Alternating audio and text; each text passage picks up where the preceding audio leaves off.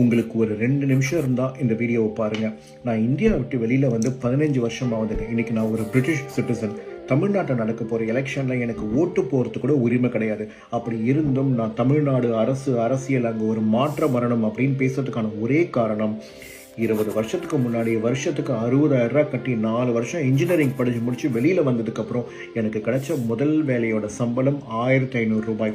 சோலைமேட்டில் வீடை வச்சுக்கிட்டு கும்முடி பூண்டிக்கு நான் 20 நாள் போயிட்டு வந்தேன்னா அந்த 1500 ரூபா சம்பளத்தை வச்சு நான் என்ன பண்ணுவேன்னு கூட எனக்கு தெரியாது. அதுலேருந்து வெளியில் வரத்துக்கு ஒரு 30,000 ரூபா கட்டி இன்னொரு சாஃப்ட்வேர் கோர்ஸை படித்து முடித்து அது மூலயமா ஒரு வேலை கிடச்சி முட்டி மோதி கடைசியில் நான் இங்கே வந்து நிற்கிறேன். என்ன மாதிரி பொழப்பு தேடி வெளிநாட்டுக்கு வந்த எல்லாருடைய சார்பாக தான் இந்த பதிவை நான் போடுறேன். நாங்கள் படித்து முடித்ததுக்கப்புறம் எங்களுடைய தகுதிக்கு எங்களுடைய படிப்புக்கேற்ற வேலையும் வேலைக்கேற்ற ஊதியமும் கொடுத்துருந்தா இந்த மாதிரி நாங்கள் யாருமே ஃபாரின் வந்திருக்க மாட்டோம்.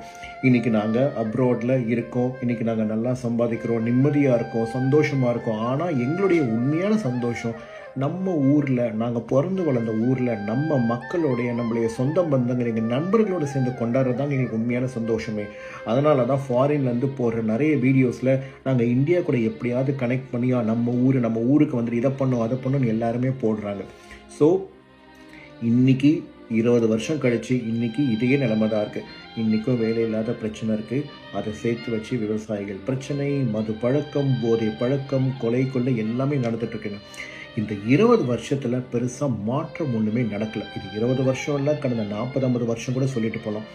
நீங்கள் அடுத்த மாதம் எலெக்ஷனில் ஓட்டு போடுறீங்கன்னா தயவு செஞ்சு இந்த கட்சி வந்தால் இதெல்லாம் பண்ணுவாங்களா அப்படின்றதுக்கு யாராலையுமே உத்தரவாதம் கொடுக்க முடியாது. ஆனால் இத்தனை வருஷமாக ஆட்சி செஞ்சவங்க எதுவுமே பண்ணலைன்றதுக்கு எல்லாராலையும் ஒரு உத்தரவாதம் கொடுக்க முடியும்.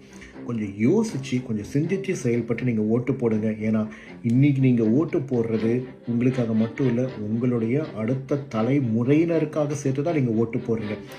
எங்களை மாதிரி பொழப்பை தேடி வெளிநாட்டுக்கு வந்தவங்க எங்களோடவே போகட்டும். உங்கள் குடும்பங்கள், உங்கள் பசங்க எல்லாருமே உங்கள் கூட சேர்ந்து உங்களோட சந்தோஷமாக வாழணும் அப்படின்றதுக்காக யோசித்து ஒரு ஓட்டு போடுங்க.